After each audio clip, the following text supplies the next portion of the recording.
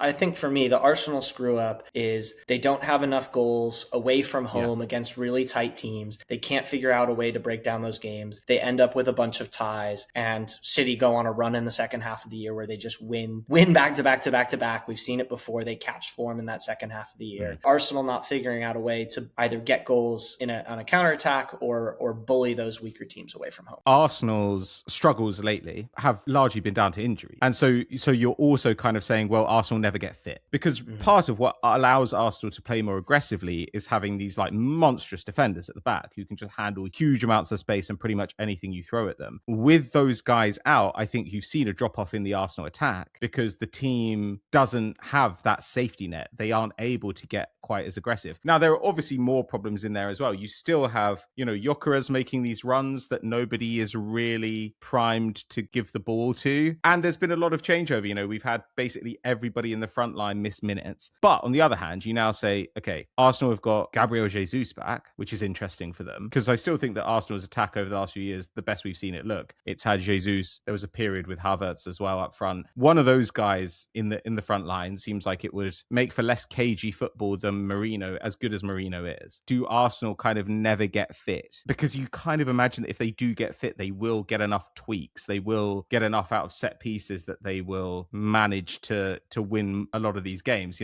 Arsenal's open play attack has been struggling lately, but the set piece goals have also dried up, right? With Gabriel out of the team. So yeah, it's hard. He's such a weapon there. I will also say I love the Marino experiment up top because I think it's fun. Part of them being so good defensively is down to him. Like he is a leader in the team and winning the ball back as a striker, which is not something you see on other teams. Like usually it's a midfielder and he's a guy that's doing it and he just goes, yeah, I'm not your striker that's going to run in behind. Like you got other guys that can do it. I'm not doing that. So he's very clearly defined in his role and he has scored more goals than I think almost anyone would have predicted putting him in that position. So he's done like the best version of that job and they need him to keep doing that throughout the year. That could still be their like best Champions League lineup with him in there. Yeah. But actually they also really need Gyökeres to get firing and getting that connection working. I think if they're going to really win the title and get the goals as that counter punch, because Gyökeres needs to be that guy. To be worth the fee that they paid for him, he needs to be a guy that gets the ball, running in transition, beating people, bullying defenders, and getting some of the, I don't want to say easy goals, because those aren't easy goals, but giving them that sort of pressure release and getting a goal in a game where it's just not really clicking and a team's being horrible and it's rainy and cold and they're just not able to